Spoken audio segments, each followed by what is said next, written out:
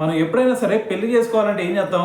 First పెళ్లి సంబంధాలకు వెళ్తాం, దాని తర్వాత ఇద్దరికి అక్కడ నచ్చితే దాని తర్వాత పెళ్లి చేసేసుకుంటాం కదా.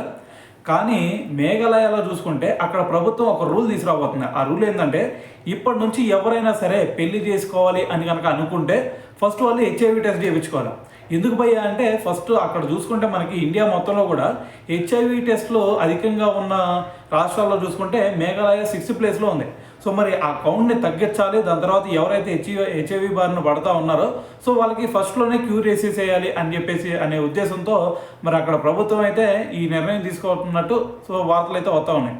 అయితే మరి ఇప్పటి వరకు మన ఇండియాలో మరి ఏ స్టేట్ అయినా సరే ఈ రూల్ని అమలు చేసినాయి అంటే ఆల్రెడీ మనకి గోవా చూసుకుంటే అది ఆల్రెడీ మరి ఈ రూల్ అయితే అక్కడ అమల్లోనే ఉంది. సో మరి అదే ఉద్దేశంతో మరి ఇప్పుడు మేఘాలయ ప్రభుత్వం కూడా ఈ డెసిషన్ అయితే తీసుకోబోతుంది అనమాట.